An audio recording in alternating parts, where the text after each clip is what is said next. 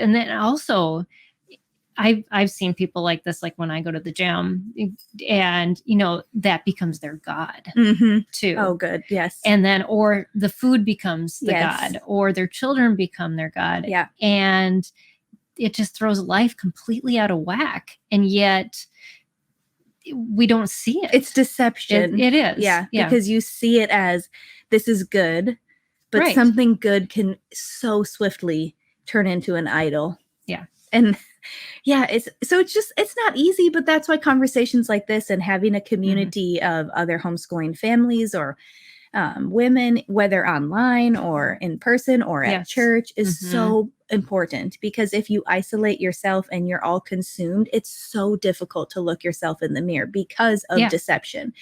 You just, pride will stand in your way, busyness everything possible will stand in your way until you reach that breaking point. And then, I bet you and I have a heart enough for mothers that we're like, please don't reach your breaking point. Right. Exactly. Or I might pray for myself, like, please don't let me reach my breaking point. Please put someone in my path to help me see. Exactly. Give me eyes to see, ears to hear. Right. And to be open to others speaking truth into your life. That was something I didn't do for a long, long time. And it was so detrimental to me for not allowing that. And now I have some dear friends that I'm like, just come over, tell me whatever I need to hear. Right. Because I need to hear it. And I need to be back on track, because if I get off track, I know what that looks like. Right. And it's bad. It's really bad, because I have a way of just diving into things like head first all the time. And it's harder to swim back to the top than it would be if someone like caught you before you fell in. Right. Exactly. So definitely agree. Yes. And so get those people in your life, and definitely be prayerful about that too. I mean, for years, I had closed so many doors that I don't think people were even willing to speak into my life. Yeah.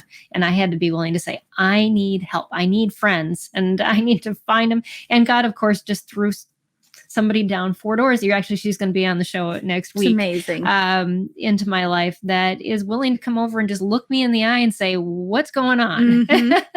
And I need that because yes, my boundaries get out of whack all the time. And sometimes it's not even like, here's what tricks me. It doesn't always come from a place of, I'm too good to ask for help. That's not true. It comes from a caretaking standpoint of, well, I don't want to bother somebody.